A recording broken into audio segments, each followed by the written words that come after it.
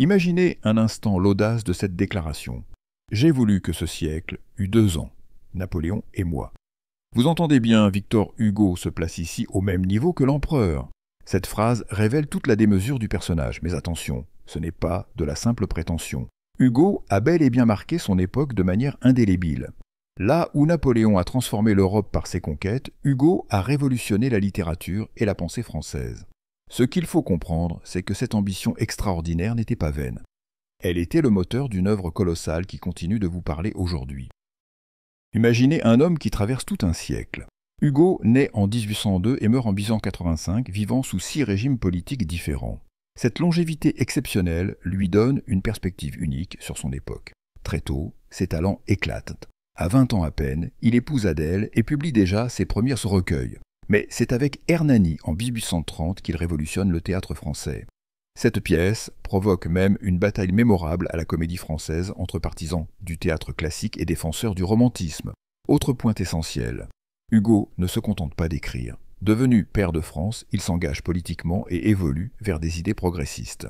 Le coup d'État de 1851 bouleverse sa vie.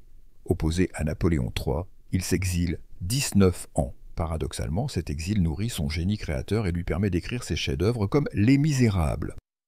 Passons maintenant aux œuvres incontournables que vous devez absolument maîtriser pour vos examens.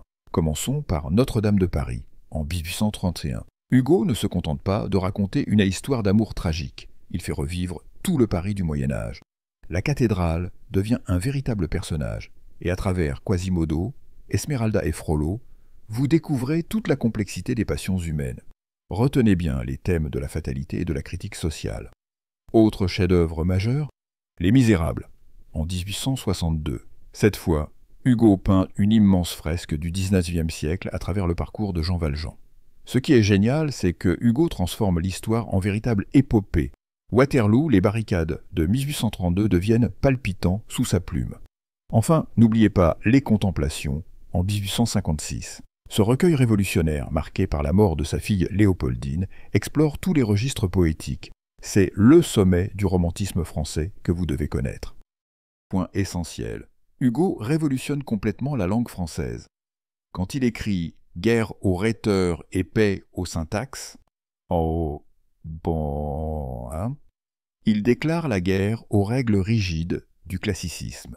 Imaginez, fini les contraintes, place à la liberté d'expression. Ce qui est fascinant, c'est sa vision des mots. Pour Hugo, le mot est un être vivant. Ce ne sont plus de simples outils, mais des créatures autonomes, avec leur propre pouvoir. Cette approche révolutionnaire influence encore nos écrivains aujourd'hui.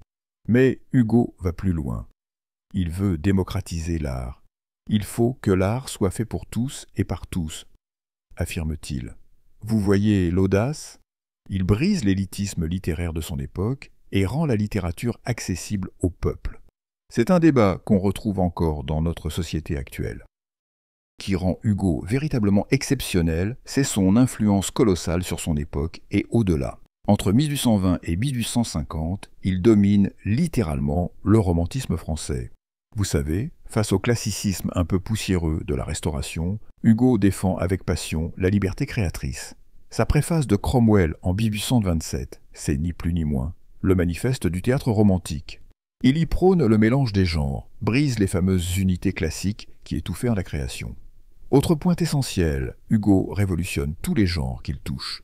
En poésie, il enrichit considérablement le vocabulaire et la versification. Le roman devient sous sa plume une véritable arme de combat social, et cette influence, elle traverse les frontières. Dostoïevski admire Les Misérables, Verdi adapte ses pièces. Aujourd'hui encore, vous connaissez forcément des adaptations de ses œuvres. Disney, comédie musicale, Hugo a vraiment inventé l'écrivain engagé moderne. Qu'est-ce qui fait de Hugo un géant de notre littérature? D'abord, il incarne parfaitement le romantisme français. Imaginez, il brise les règles classiques et rigides pour laisser exploser les passions et les émotions.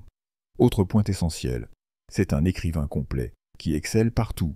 Poésie avec Les Contemplations, théâtre avec Hernani, roman avec Les Misérables. Une polyvalence exceptionnelle. Ce qu'il faut retenir aussi, c'est son engagement social. Hugo transforme la littérature en arme contre l'injustice. Pensez à Jean Valjean. Enfin, Il révolutionne notre langue en mélangeant le noble et le populaire, créant ce style unique qui mêle épopée antique et réalisme moderne. Hugo, c'est la démocratisation de la beauté littéraire.